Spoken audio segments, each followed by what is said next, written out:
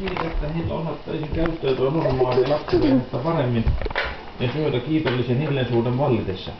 Ei suinkaan. Normaalisti liittimien perheen ruokahetken täytti katkeamon höpötys, jota pitivät yllä Vilkka ja Välkkä. He saattoivat jauhaa samasta innostuksensa kohteista kuukauseen. Yleensä heiltä ei saanut suunvuoroa, mikä oli ikävää, sillä heitä jotkut olivat käsittämättömiä.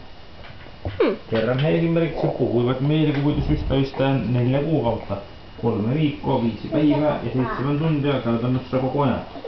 Heidän näkymättömien ystäviensä nimet olivat Olli ja Pette, eikä ollut montakaan asiaa, johon nämä tovarukset eivät olisi pystyneet. Ollilla ja Pettellä oli esimerkiksi kaikki mahdolliset maailman lelut sekä muu empeleiksi. Jos Vilkka erehtyi sanomaan, että oli nähnyt tiellä hienon auton, Pettellä oli samanlainen. Jos isä kertoi lapsuuden kodistaan maalla, Olli asui samanlaisessa talossa. Kaiken kukkuraksi Olli ja Pekka asuivat myös kerros- ja rivitaloissa. Kun teille jossa näkyi lentokone, Pette kuulemma ohjasi sitä.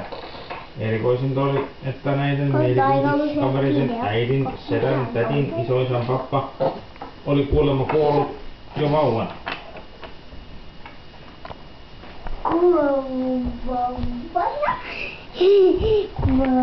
Mutta nyt Vilkka ja Välkkä olivat aivan hiljaa.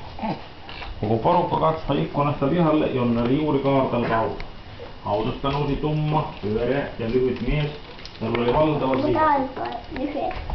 Mies kiiruhti kuskin paikalta auton toiselle puolen avaamaan oven kuin herrasmies ainakin. Ehkä kyseessä oli tulossa kuninkaalliset. Hän valoi liittimien ruokapöytään kuin juuston juoksuset, kun he näkivät, kun autosta nousi. Aluksi näytti siltä, kuin se olisi ollut suurikokoinen pappajia, mutta se johtui vain siitä, että tulijalle oli yllään hyvin näyttävä vaatteet. Silkkinen ja kirkuvan värinen iltapuku ja päässä hattu, jossa oli strutsin sulkia. Kädessä oli päiväsaari. Hetken tuntui, kuin tämä henkilö ei voisi enempää väärässä paikassa. Ei voisi olla enempää väärässä paikassa.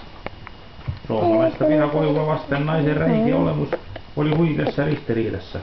Mutta kuitenkin, jos unohti kirkkaat värit ja silkin, suki strutsin sulat pois näkökentästä ja keskittyi vain tulijan kasvoihin, niissä näki jotain tuttua.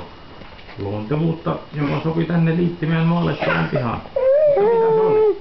Pikkuhiljaa liittimät tointuvat järkytyksistään.